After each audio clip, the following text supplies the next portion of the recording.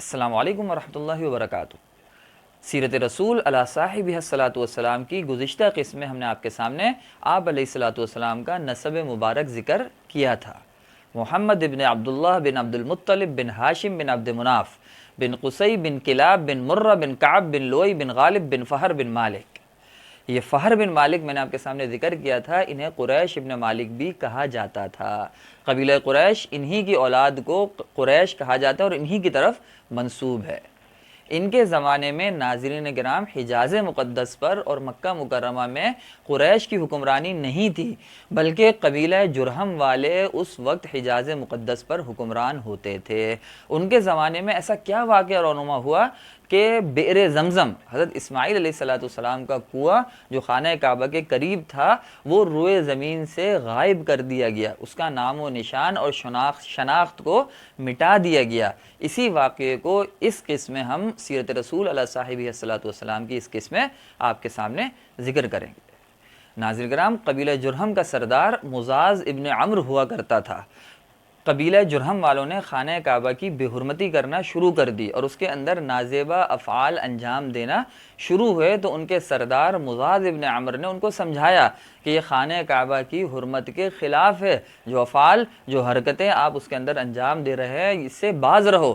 لیکن مزاز ابن عمرو کے قبیلے والے، جرہم والے، ان کی بات ماننے سے منکر ہو گئے، انہوں نے انکار کر دیا۔ جب بار بار سمجھانے پر بھی وہ یہ بات نہ مانے، تو ان کے سردار مزاز ابن عمرو نے ایک رات خانہ کعبہ کے اوپر اندر موجود تمام زیورات، مال و دولت اور زرہیں، تلواریں وغیرہ سب کو بئر زمزم کے اندر دفن کیا اور اس کے بعد اس کو مٹی سے پاٹ دیا، پورا برابر کر دیا اوپر سے۔ بئر زمزم اس سے پہلے ہی خشک ہوا پڑا تھا، انہوں نے اس کے اندر سارا اسلحہ، مال و دولت، تلواریں، زرہیں وغیرہ ڈال کے اس کو برابر کیا اور اس علاقے کو چھوڑ کر چل دیے۔ ان کے بعد ناظرین کرام، قبیلہ بنو خزاعہ والوں نے کچھ عرصوں بعد، چند سالوں بعد قبیلہ جرہم پر حملہ کیا اور خانہ کعبہ اور حجاز مقدس کی حکمرانی حاصل کر لی۔ قبیلہ بنو خزاعہ والوں کا فتح مکہ میں، صلح حدیبیہ میں سبب کے درجے میں کیا کردار ہے، وہ ہم اپنے موقع پہ آپ کے سامنے بیان کریں گے۔ قبیلہ بنو خزاعہ کے بعد آپ علیہ السلام کے پردادا ہاشم کے جو دادا تھے قصی، انہوں نے اپنے دور میں قریش والوں کے ساتھ مل کے بنو خزاعہ پہ حملہ کر دیا اور انہیں وہاں سے مار بھگایا۔ وہ لوگ جدہ کی طرف چلے گئے اور اب قصی کے زمانے میں انہوں نے اقتدار حاصل کیا حجاز مقدس میں اور وہی مکہ مکرمہ کے بھی حاکم بن گئے۔ لیکن ان سب تمام ادوار میں، بنو خزاعہ کا ہو یا قبیلہ جرہم کا آخری دور ہو یا پھر قصی اور ان کے بعد والوں کے دور ہوں، اس میں بئر زمزم کا نام و نشان موجود نہیں تھا۔ قصی کے بعد جب عبد المطلب کا دور حکمرانی آیا اور وہ مکہ مکرمہ کے حاکم بنے، تو انہیں ایک رات خواب میں بئر زمزم کو کھودنے کا حکم دیا گیا۔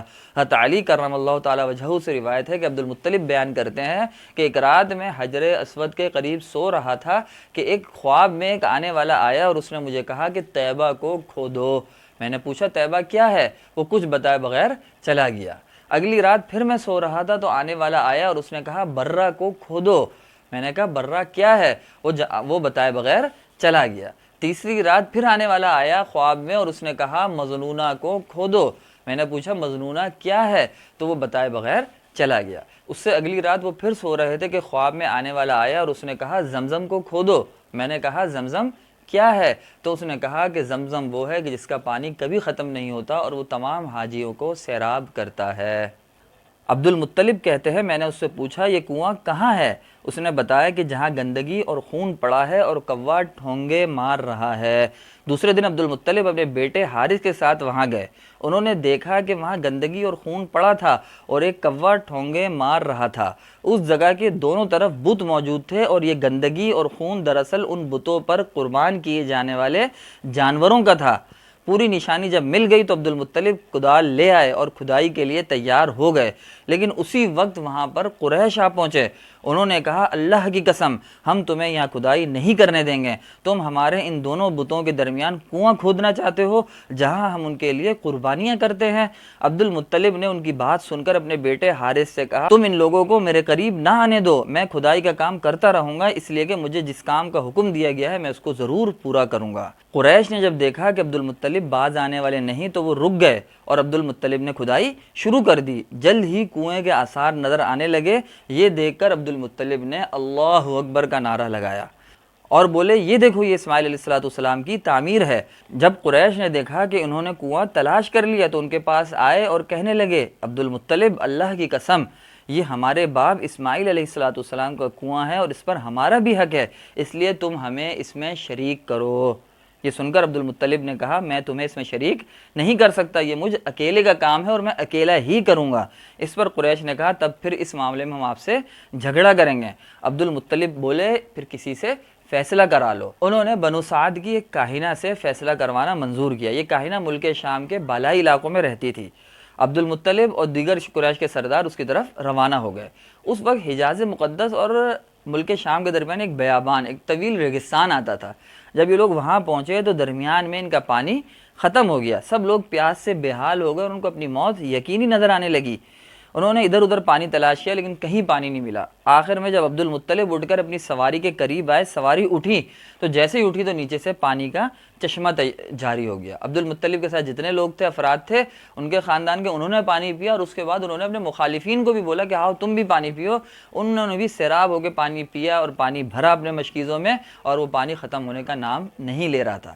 جب قریش والوں نے یہ پانی پیا تو اس کے بعد وہ بولے اللہ کی قسم عبد المطلب یہ تمہارے حق میں فیصلہ ہو گیا ہے، اب ہم زمزم کے بارے میں تم سے کوئی جھگڑا نہیں کریں گے، جس ذات نے تمہیں اس بیابان میں سیراب کر دیا وہی تمہیں زمزم سے بھی سیراب کرے گا، اس لیے یہیں سے واپس چلو۔ اس طرح ناظرین کرام قریش والے تو جان گئے کہ اللہ تعالیٰ عبد المطلب پر مہربان ہے اور وہ اس جھگڑے سے الگ ہو گئے۔ عبد المطلب واپس اسی جگہ پر آئے اور اسی جگہ پہ مزید جب کھدائی شروع کی تو اس کے اندر سے سونے، جواہرات، مال و زر اور تلواریں اور اسلحہ وغیرہ، زرہیں وغیرہ نکلیں۔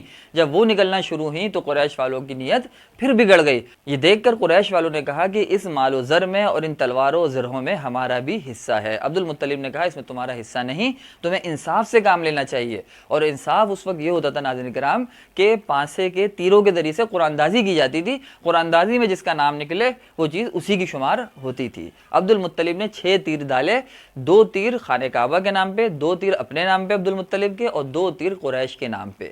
اور اس کے بعد تیروں کو جب کھولا گیا تو اس میں سے مال و زر جو تھا وہ خانہ کعبہ کے نام نکلا اور جو تلواریں زرہیں وغیرہ تھیں وہ عبد المطلب کے نام پہ نکلی اور جو تیر قریش کے نام کے تھے وہ خالی نکل گئے۔